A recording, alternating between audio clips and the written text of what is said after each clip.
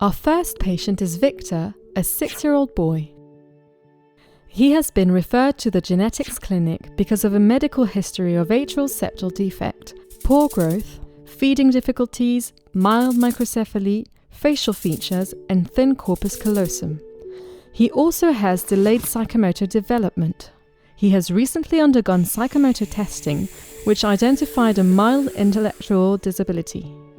His mother mentioned that her brother's wife had terminated a pregnancy at 6 months for polymalformations. Down syndrome was suspected.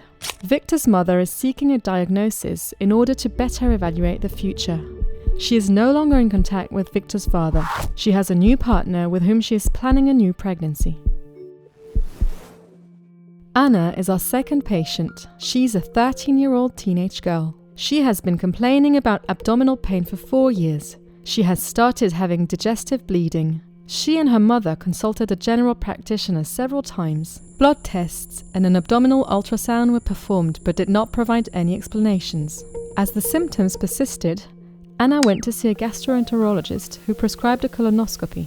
This exam, which took place 2 years ago, revealed multiple polyps. These were removed during the endoscopy and their analysis did not show any malignancy.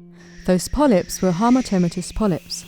Bleeding and pain started again a little while after. She came back to the gastroenterologist and had a new colonoscopy 18 months after the first. More polyps were found and removed. She was then referred by the gastroenterologist to the genetics clinic in order to investigate the origin of this polyposis. Our third patient is named Peter. He is a 28-year-old man referred to the genetics clinic for the diagnosis of a gait and balance disorder.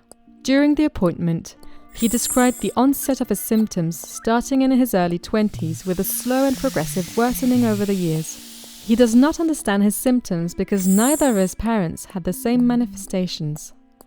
His non-affected sisters are worried about being at risk because Alfred, the youngest brother, appears to be starting to show similar symptoms.